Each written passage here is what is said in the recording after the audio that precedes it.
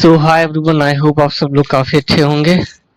And आज जैसे कि मार्केट सडन मतलब सुबह में एक गैप डाउन के साथ ओपन हुआ था, तो कई सारे लोग कंफ्यूज हो गए होंगे कि यहाँ पे क्या करना है, कैसे और क्या रहेगा। तो सिंपल, इससे पहले भी मैंने एक दो बार इस चीज़ का जिक्र किया है जब गैप अप गैप डाउन को लोगों को ने क्वेश्चन किया है। तो मैंने आपको बताया कि गैप अप गैप डाउन से परेशान नहीं होना है। अगर जहां भी ओपन हो रहा है जाकर के वहां पर कोई सपोर्ट रेजिस्टेंस है, तो सपोर्ट रेजिस्टेंस पे कंफर्मेशन के हिसाब से ट्रेड करना है। ये इतना सिंपल है, इससे ज्यादा इसमें और कुछ करना नहीं है।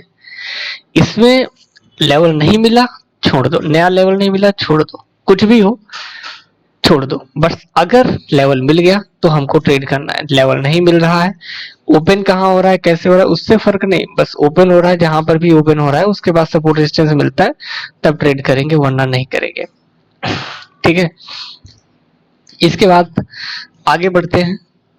जैसे निफ्टी में, तो निफ्टी में अगर मैं बात कर लूँ यहाँ पर, तो देखिए निफ्टी में क्या हुआ था, ये हमारे सपोर्ट तक आया भी नहीं, यहाँ पे बहुत कम दूरी टाइप में दिख रही है, ये थोड़ा सा उसमें ज्यादा ही दिखेगी। तो इसमें हमारे पास कोई ट्रेड नहीं है, बट अगर थोड़ा सा हम इसको मान लें और कहें कि हाँ ठीक है, लेवल तक करके आ रहा है, देखिए कितनी दूरी आ रही है यहाँ पे, यहाँ से यहाँ तक की ये जो दूरी आ रही है, अगर हम इसको थोड़ा सा चेक कर ले कितना आएगा, लगभग मुझे लगता है 14-15 रुपए का दूरी है, ये देखिए। हाँ, तो इतना हम ऑलमोस्ट कंसीडर कर भी सकते हैं। थोड़ा सा रिस्क होगा क्योंकि लेवल से पहले ही निकल रहा है, तो मान लो पलट करके स्टॉप लॉस दे ही सकता है, वो तो रहेगा ही रहेगा, क्योंकि कितना भी कुछ भी करिए। और 25 रुपए तक का स्टॉप लॉस इसके हैमर के लो पे यहाँ पे बाई करके इसके नीचे स्टॉप लॉस डाल करके आप आराम से होल्ड कर सकते हैं इसको। और अगर आपने यहाँ तक भी होल्ड कर लिया तो यहाँ से यहाँ तक बहुत अच्छा मूवमेंट आपने लगभग कैप्चर कर लिया, 100 पॉइंट, जो कि निफ्टी में बहुत होता है। फिर बैंक निफ्टी की तरफ हम आते हैं, तो बैंक निफ्टी देखो, ये सपोर्ट था, इसको तोड़ करके सीधा इसके पास सबसे नीचे वाले लेवल पे आ गई थी। ठीक है, ये लेवल मैंने कल ड्रॉ नहीं किया था, बट अगर आप लोग थोड़ा सा भी सपोर्ट रेजिस्टेंस पे फिर फोकस करेंगे तो ये एक लो है जिसके लिए ये सपोर्ट का काम करेगा डबल बॉटम के तौर पे, तो ये बन ही जाएगा, जिसको आप होल्ड कर सकते हैं, देख सकते हैं। अब इसने क्या किया, यहाँ पर ये आकर के बना, ये पहली कैंडल और ये दूसरी कैंडल, ये दो कैंडल बन के इन साइड बार ऑलमोस्ट बनाती हैं। फिर इसके बाद ये साइडवेज हो जाता है, हालांकि यहाँ पर एक हैमर भी बन गया छोटा सा, जिसको हम पिन बार बोलते हैं। लेकिन हम अगर प्रॉपर रेंज ब्रेकआउट के टाइप से देखें, क्योंकि यहाँ पर ये साइडवेज हो रहा है, तो ये इसके ऊपर में हम बाय करेंगे और ये स्टॉप लॉस रहेगा। अब ये जो स्टॉप लॉस पड़ रहा है, ये स्टॉप लॉस पड़ जाएगा आपका बड़ा। कैसे बड़ा पड़ जाएगा, क्योंकि स्टॉप लॉस मिनिमम लेवल का तो हम रखेंगे ही रखेंगे, और इसके हाई पर हम एंट्री लेंगे तो 150 रुपए का स्टॉप लॉस पड़ रहा है, और ऊपर रेजिस्टेंस भी। तो डिपेंड करता है कि अब हम यहाँ पर एंट्री ले या रहने दे। रीजन क्या है, क्योंकि 150 रुपए का स्टॉप लॉस है और यहाँ से ऊपर जस्ट लगभग 100 रुपए ऊपर में रेजिस्टेंस है, तो स्टॉप लॉस भी बड़ा, रेजिस्टेंस भी है, तो एंट्री लेना होगा रिस्की, इसलिए हम यहाँ पर एंट्री नहीं करेंगे। ये ब्रेकआउट अचानक ही इतनी बड़ी मूवमेंट देखे, फिर इसका साइडवेज हो गया, तो यहाँ भी एंट्री हमारी नहीं बन पाई।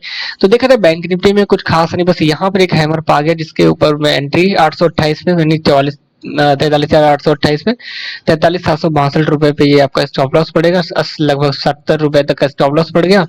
अब ये वाले हाई के आप टारगेट रख लीजिए, तो ये लगभग ये मान के चलिए कि 150 पॉइंट यहाँ पे इन हो गए हैं, ये जो मूवमेंट मिल गया, तो ये एक ट्रेड मिला।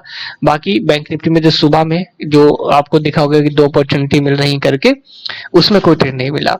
फिर निफ्टी की बात करें तो ये गैप डाउन थोड़ा सा ओपन हुआ, और थोड़ा सा एक्चुअली प्रॉपर गैप डाउन ही ओपन हुआ, और लेवल के नीचे इसको इसने तोड़ दिया। ठीक है, ओपन होने के बाद इस लेवल को भी तोड़ा, बट यहाँ से फिर से इसने रिकवरी शुरू की और ये ब्रेकआउट फाइनली यहाँ पर हुआ है। बट ओवरऑल अगर हम इसको कंसोलिडेट, देखो एंट्री तो हमारी यहाँ से भी बन सकती है, बट इसके हाई के ऊपर बाय एटलीस्ट करेंगे ही करेंगे, क्योंकि ये हाई बना के ना छोटा सा रेजिस्टेंस बन सकता है। अगर ये हाई मान लो यहाँ पे कहीं पर होता तो हम डायरेक्ट यहाँ से बाय कर लेते, ये हमारा ऑलमोस्ट टारगेट भी मिल जाता। लेकिन ये पास ही में है तो थोड़ा इसका ब्रेक करने का राह देखेंगे, तो ये जब ब्रेक करेगा तो इसी वाली कैंडल पे हम बाय कर लेंगे। स्टॉप लॉस इस लेवल के थोड़ा सा नीचे डाल देंगे, इस कैंडल के लो के नीचे, हालांकि स्टॉप लॉस वैसे तो यहाँ का आना चाहिए, और इसके बाद हम यहाँ से आराम से होल्ड करेंगे। 60-70 रुपए का मूव यहाँ तक मिल जाएगा, प्रॉपर एग्जिट कर लेंगे। क्या हुआ, गैप डाउन हो गया, ठीक है कोई बात नहीं, लेवल है तो ट्रेड है, नहीं है तो छोड़ देंगे। अब जो स्टॉक्स थे उनमें हम लोग बढ़ते हैं, तो देखिए सबसे पहले पीरामल इंटरप्राइजेस था, हालांकि कुछ खास कहानी बनी नहीं है इसमें। इसने क्या किया है, एक ही कैंडल में बड़ा सा मूव दिया और उसके बाद इसने रिट्रेस किया, ये एक हैमर बनाया जिसके हाई ब्रेक होने के बाद हम बाय कर सकते हैं।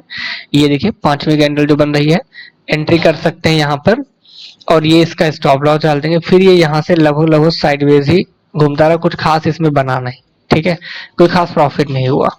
इसके बाद दूसरा स्टॉक था हमारे पास RHIM। RHIM में हम आते हैं तो ये हमारा लेवल था और उससे ये गैप डाउन थोड़ा सा ओपन हुआ है। गैप डाउन ओपन होने के बाद open is equal to low था ये डे टाइम फ्रेम में। अभी मैं दिखा देता हूँ, ये देखिए डे टाइम फ्रेम में क्या है, इसका ओपन और लो एकदम सेम है, एकदम सेम है। 701 लो और ओपन प्राइस दोनों प्राइस सेम है।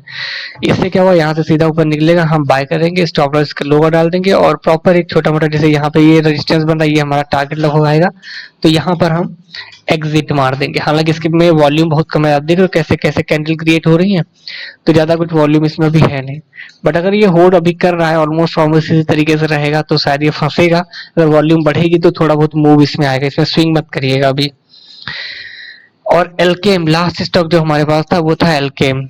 एलकेएम में क्या सीन था, ये हाई से हम लोगों ने एंट्री सोची थी कि यहाँ से हम बाय सेल करेंगे।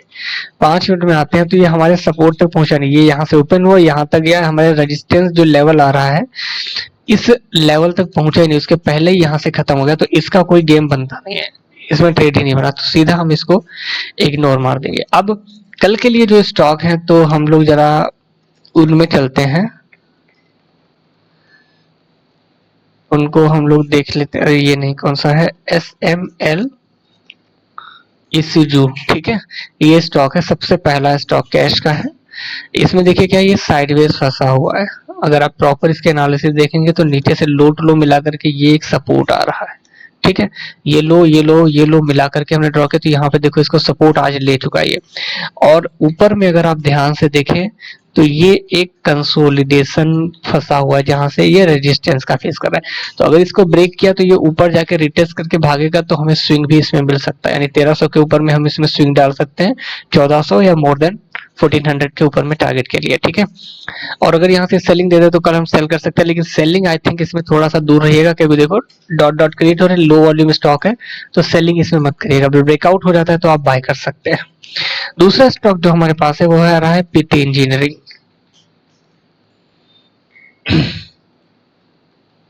ये क्या है कि अगर आप थोड़ा इसकी एनालिसिस समझिए, ये ऊपर गया, रिट्रेस किया, साइडवेज हुआ, फाइनली इसको तोड़ा, फिर यहाँ से एक बार रेजिस्टेंस फेस करके ब्रेकआउट दिया और रिटेस्ट कर रहा है और निकल रहा है। तो अगर ये अपने ट्रेंड को फॉलो करेगा तो कल की डेट में 700 के ऊपर ये निकलेगा तो हमें एक बाइंग अपॉर्चुनिटी देगा जहां से हम बाय कर सकते हैं। सेलिंग भी हम चाहे तो कर सकते हैं, बट ये ब्रेकआउट एंड रिटेस्ट का गेम है तो सेलिंग का मैं सजेस्ट नहीं करूंगा। बट अगर ये ब्रेकआउट करता है 700 के ऊपर में तो हम बाय करेंगे as per confirmation, without confirmation हम कुछ नहीं करेंगे। तीसरा स्टॉक है मैन इंडस्ट्रीज या मान इंडस्ट्रीज, जो आप लोग पढ़ रहे हैं। इसमें क्या करना होता है, इसका भी बहुत अच्छा ये बना हुआ है। देखो पहली बात तो ये भाग बहुत चुका है, थोड़ा सा रिस्क इन्वॉल्व हो जाता है इसी तरीके से, क्योंकि ये बड़ी रैली कर चुका है।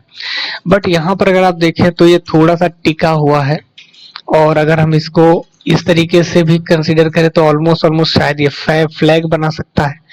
तो दोनों सिचुएशन में समझिएगा, अगर ये मान लो कल सेलिंग देता है तो यहाँ से फ्लैग बन जाएगा, यानी अगर आप बाइंग के लिए जा रहे हैं तो 229 के ऊपर ये निकलता है तो हम बाइंग के बारे में सोचेंगे।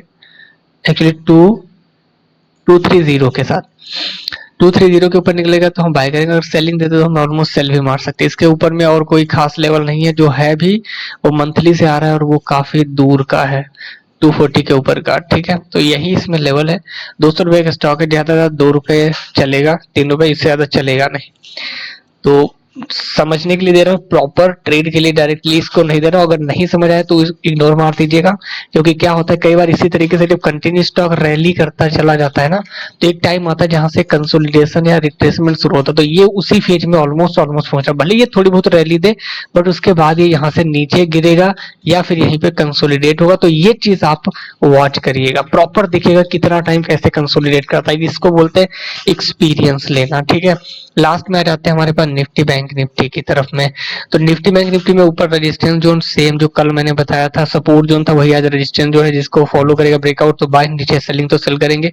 उसके नीचे में 19492 का ये सपोर्ट रहेगा, ऊपर में ये 19770 19850 का सपोर्ट जोन रहेगा, इसके बीच में ट्रेड करना है। ये जो जोन है साइडवेज जोन होगा, तो बड़े टारगेट के लिए लड़ाई लड़नी नहीं है, छोटा मोटा टारगेट मिलेगा, स्मॉल क्वांटिटी से उठा के ले लेंगे और फिर छोड़ देंगे। बैंक निफ्टी में आ जाते हैं। तो देखो बैंक निफ्टी में सपोर्ट जोन है 43,007 एक्चुअली ये व्हाइट लाइन मानिए पूरा 43,525 का सपोर्ट है और ऊपर में एक छोटा सा रेजिस्टेंस 43,800 का। अगर 800 टूटता तो हम बाय करेंगे, अगर 800 से सेलिंग मिलती तो हम सेल भी कर सकते हैं, क्योंकि इस लेवल के बीच में ऑलमोस्ट जो है 250 पॉइंट्स का अराउंड मूवमेंट मिल सकता है, तो मार सकते हैं छोटा ट्रेड अगर एसएल छोटा रहा तो।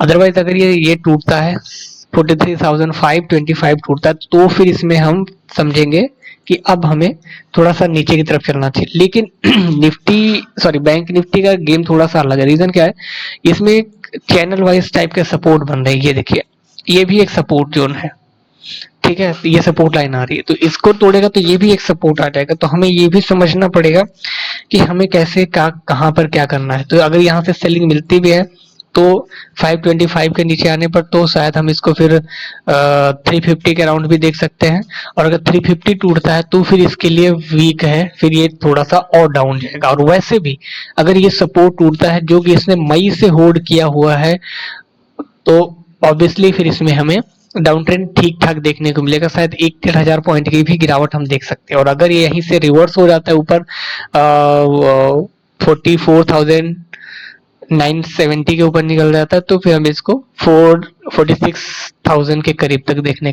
सकते हैं। ये ओवरऑल व्यू है।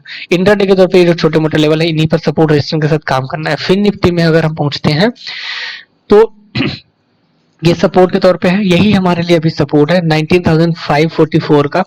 इसको होल्ड किया तो बाय, अगर इसको तोड़ा तो हम नीचे में सेल करेंगे, बट सेलिंग के लिए आज का लो है 19,500, जिसको तोड़ेगा तभी हम सेल करेंगे कंफर्मेशन के साथ में। और अगर आज के लो को तोड़ देता है तो ये 400 तक भी जा सकता है कल की डेट में। तो ये सब चीजें ध्यान रखेंगे और ट्रेड करेंगे।